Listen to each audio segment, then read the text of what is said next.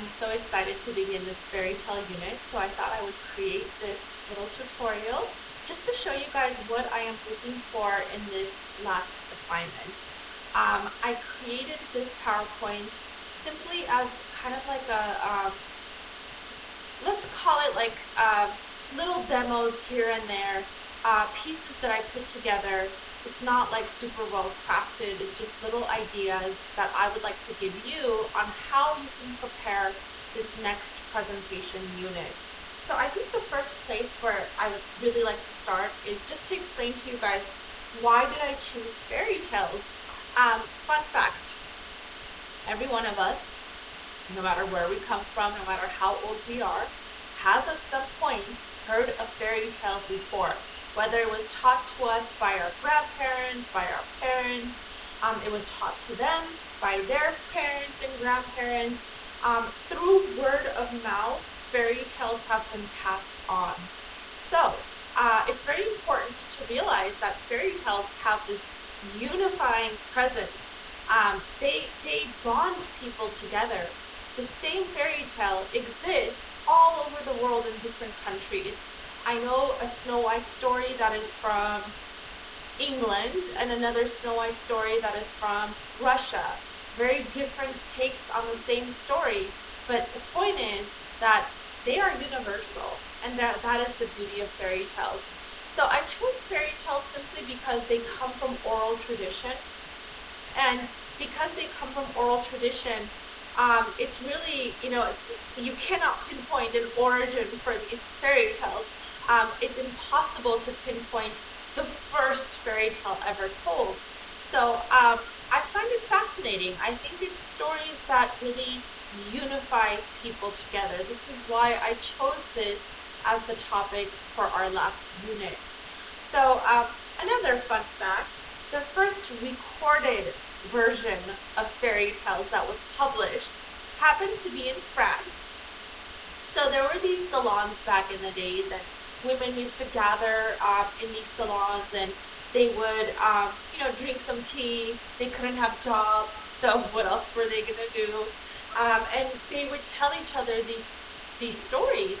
So one woman in particular, Madame d'Aulnoy, pictured here on the left, decided that she's going to record these stories. And so when she recorded them, this document on the right became the first recorded version of these fairy tales. And since then, there's been so many different publishings of these fairy tale stories. Each publisher has its own take on the stories. They all change with time. This was called the Conte de Fées tradition, an account of fairies. And there's a few things that I would like to just mention. The first thing is, fairy tales happen to be these outrageous stories. Sometimes they're larger than life. Sometimes they're very strangely told, and we don't really understand why it was, why the plot was structured in such a way. But one thing that they have in common is they always try to teach a lesson. So this is the, part of the unifying experience, where I can read one fairy tale and you can read another, but there's going to be a lesson at the end that somehow we're supposed to learn from these stories. These lessons are meant to be reflections of society at the time. So if the fairy tale was published in like the 1600s, the lesson inside of the fairy tale was going to be a reflection of that society in that particular region at that particular time. So this is what makes it so fascinating, because it's almost like holding a little lens to the society in a very specific time period. If you want to know what was a norm in a certain society, read a fairy tale that happened to be published during that time. So there's a fairy tale critic named Maria Tatar, and I think if you guys want to look her up, because you are required to have a couple of outside sources in this next assignment, I think she's a great fairy tale critic to research. Our GCC library, by the way, has access to a lot of her books. So you can type in Maria Tatar and take a look at some of the articles she's published, take a look at some of the books that she's published, The probably the most popular one is called Classic Fairy Tales, and she has a bunch of essays in there that are about the classics. So Maria Tatar wrote about fairy tales in one of her articles. She said that fairy tales are coping mechanisms. They help us cope with our personal anxiety, our family conflicts, our social frictions, and so on. It's kind of like helping us with the conflicts that we face in life. Kind of beautiful, isn't it? That a story can do that. So, here's what I did. So bear with me, okay? I'm gonna just, hopefully it'll make sense after I explain it. I put together three examples of what I'm looking for. Let's say my group members and I are talking, with each other. We're like, we looked through the fairy tale index and we all decided we are going to choose the folktale Bluebeard as the subject of our presentation. So I want to give you guys just a few examples of what you are supposed to do as soon as you select a fairy tale / folktale. So we chose Bluebeard. We now have to select 3 different versions of Bluebeard. One has to be the old version, one has to be the middle version, and the third one has to be the modern version. So basically, like I mentioned already when I was introducing the assignment to you guys, these fairy tales, the reason why I'm having you guys do 3 versions of the same story is because each version is supposed to be from a different time period. So I want like decades, maybe even centuries in between these stories.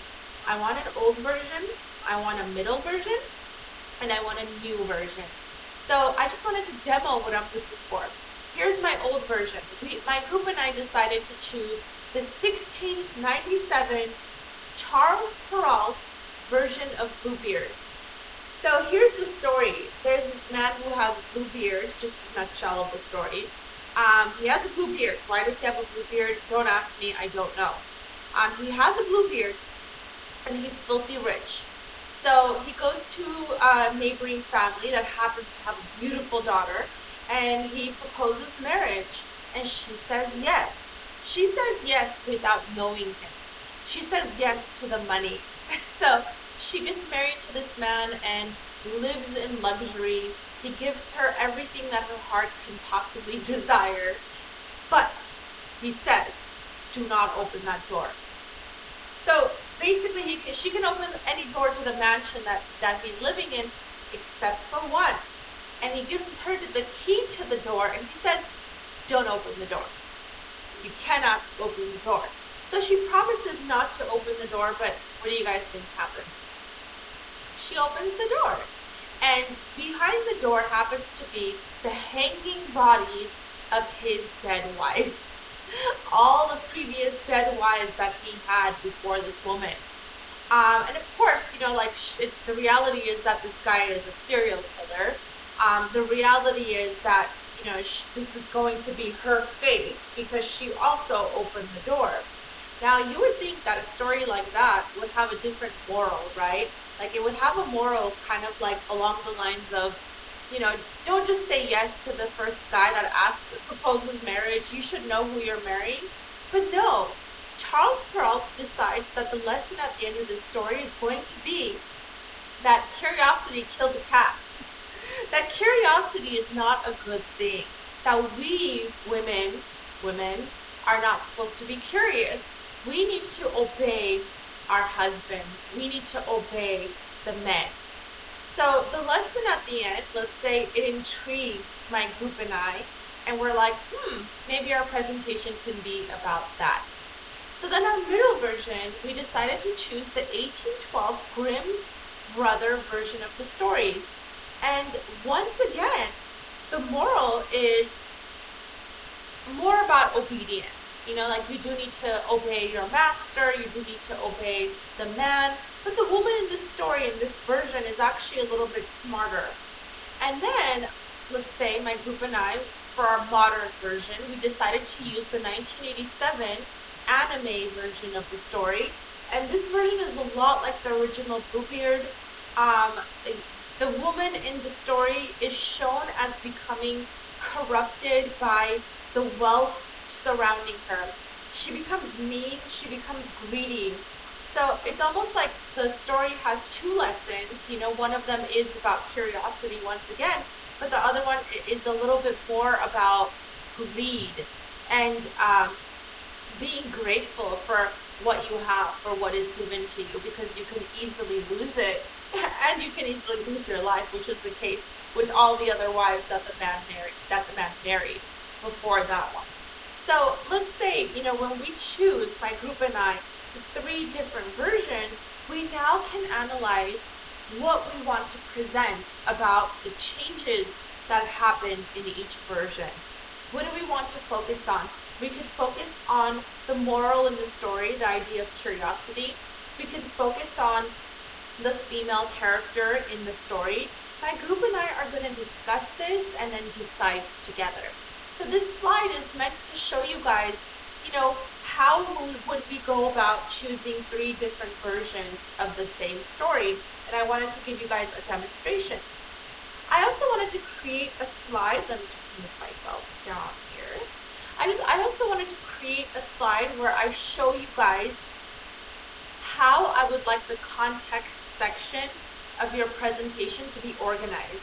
Now check it out. On the left side, I have my older version, okay, of the story. And on the right side, I have the newest version. So this is from 1697, and then the new one is from 1979.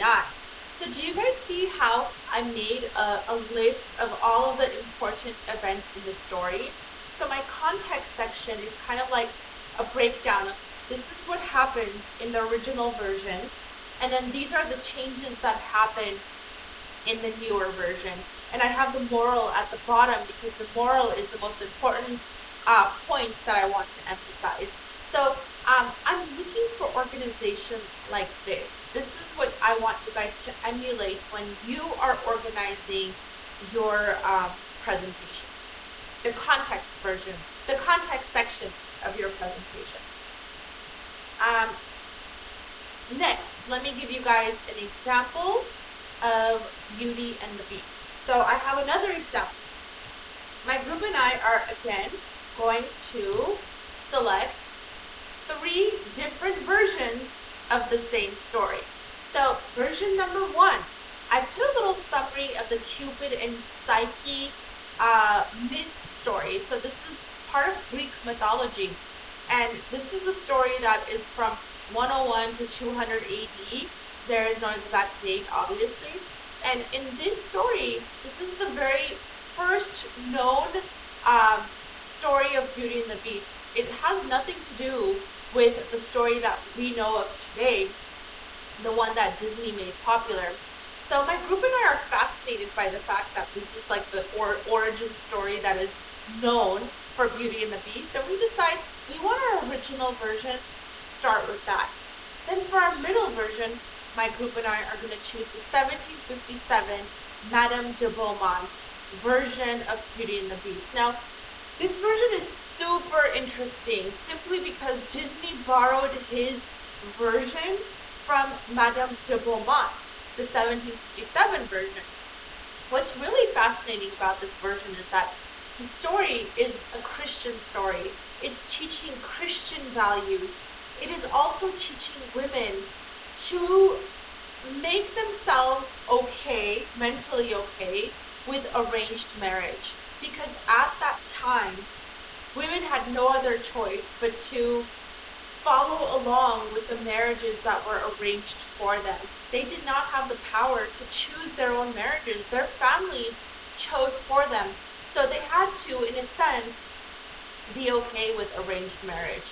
So this version, it shows there's a section in the story, and I quoted it over here on the slide in the middle portion. There's a part where Beauty says to herself, I may not be in love with him. So she admits she's not in love with Beast. I may not be in love with him, but I feel respect, friendship, and gratitude toward him. If I made him unhappy, my lack of appreciation would make me feel guilty for the rest of my life. So it's like almost like gratitude and respect are enough for a marriage, which, some people agree with that. But this is basically saying that don't expect a love match in a marriage. Marriage is much more than just love. But the 1991 Disney version, this is the movie version from the 90s, that version does emphasize the importance of love in a marriage, because the curse that Beast had on him, it was broken simply because of Beauty's love for him. Belle had to fall in love with Beast in order to break the curse. So, in essence, what I'm trying to say is that when you are selecting the 3 different versions of these stories, it's very important that you select versions that are different from one another, that there are significant changes, and that these changes are going to be the changes that you want to talk about in the presentation. So if I want to talk about, let's say, the value of love, as like as a necessity in marriage, I could do that because I chose the correct version of the story. If I want to talk about the role of, let's say, religion, I could do that, even though the middle version is the one that mainly has the religious aspect. So again, choose 3 versions that you think are the best, that would fit your thesis the best.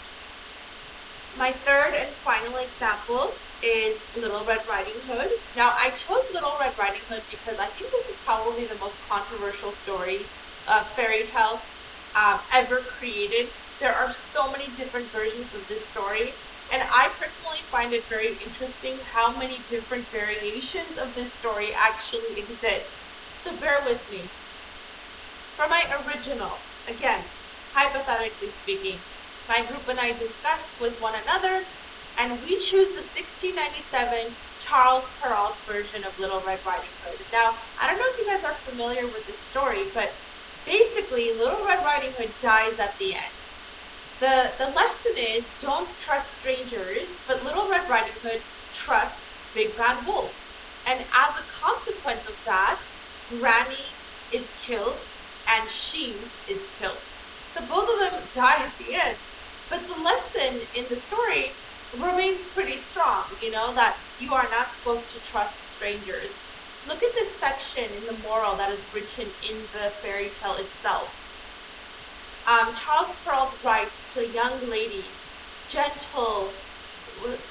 pretty, well-bred, and genteel, that they are wrong to listen to just anyone, and it's not all strange if a wolf ends up eating them. There is a double meaning in this moral at the end.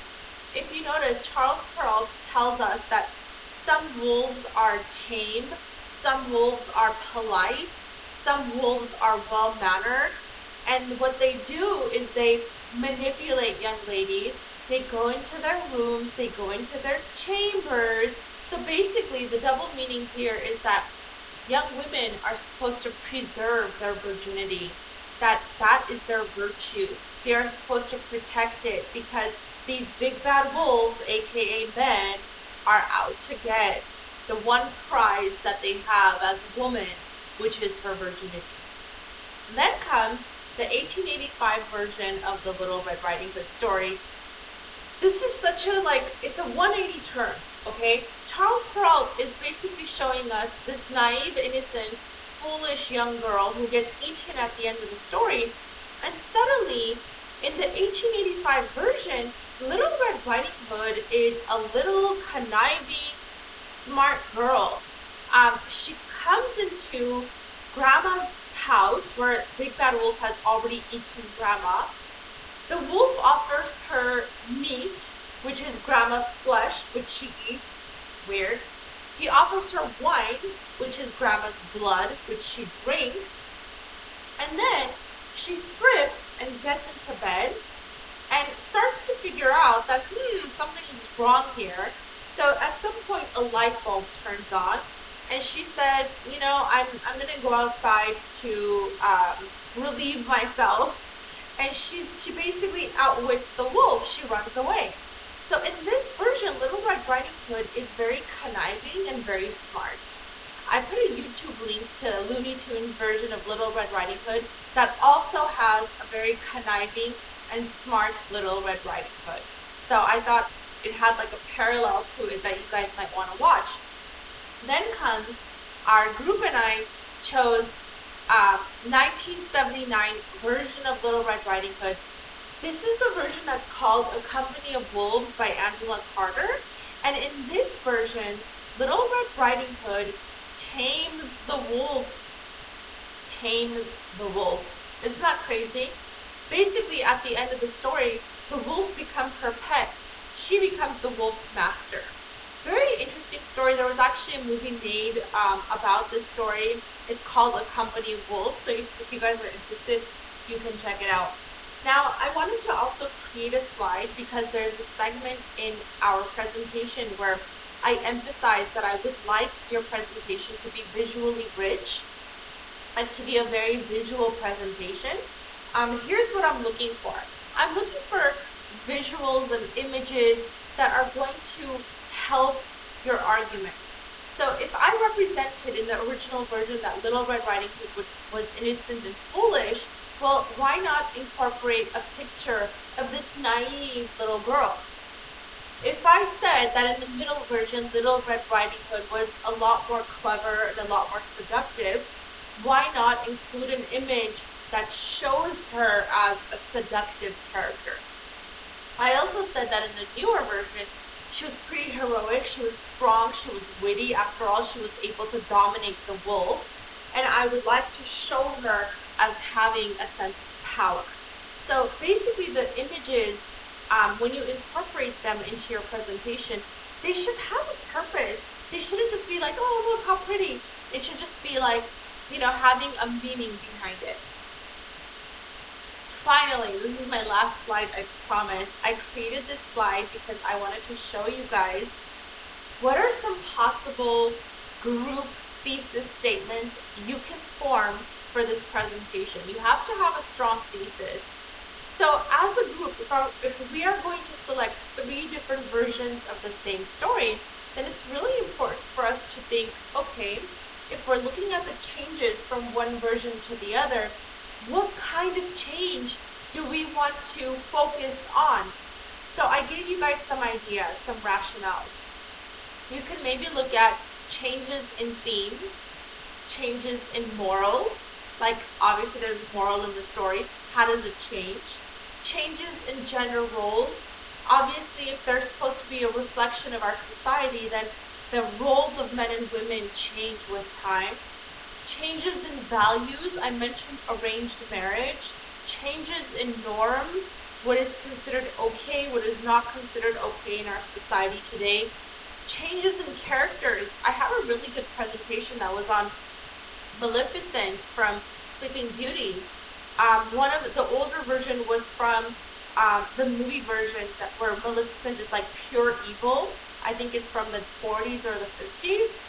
And then in the newest version is the newer Disney movie, starring I think Angelina Jolie, where she's given like a depth and a complexity to her, where she's not evil. She's actually kind of heroic, and it was such a drastic change in characterization that one group did a wonderful argument on that. So I wanted to give you guys 3 different examples of the kind of thesis statements that I'm looking for.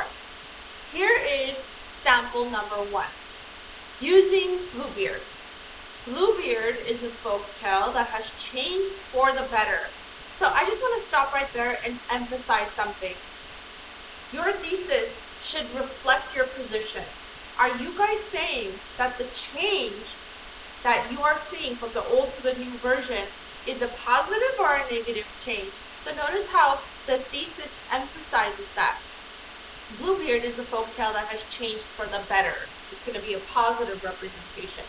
With each revision, since the moral of curiosity being a danger to avoid is replaced with the importance of having curiosity before making a major life decision.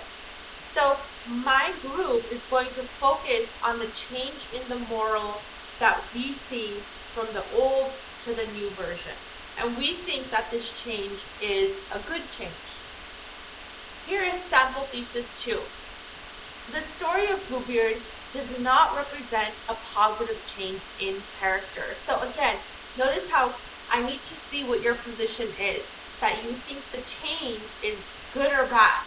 This one is saying it's bad. We do not think that it's a positive change in character. Since the wife remains a victim who needs to be saved in each version we are going to represent. Despite how far feminism has come, the protagonist still remains a helpless character who needs to be rescued. So we are going to be looking at the change in character, that where the woman in the story remains a victim from the old to the new version, and we think that's a problem. Sample number 3, this is my last sample. The folktale Bluebeard gives us a negative view of arranged marriage. So now, again, what's my position? Do we think the change is a good or a bad change? We are looking at the negative change. We're looking at the negative view of arranged marriage, and with each version, this view remains unchanged. Basically, we are going to be arguing that in the old version, arranged marriage is shown as a negative value or norm in society, and with each version, even in the new version, it's still negative. So we would like to focus on the idea of the norms in society that changed for the worse. So do you guys see how there are 3 different samples using the same story, but it's like different ways that you can argue, different ways that you can structure your thesis? That's exactly what I'm looking for this presentation. So that's why I wanted to create this slideshow, because I wanted you guys to just kind of have something to go off of. It's kind of hard to put this presentation together. So I thought I would give you just a little bit of background and then also some ideas to work with. So I really hope this is helpful. Please let me know if you have any questions, and good luck.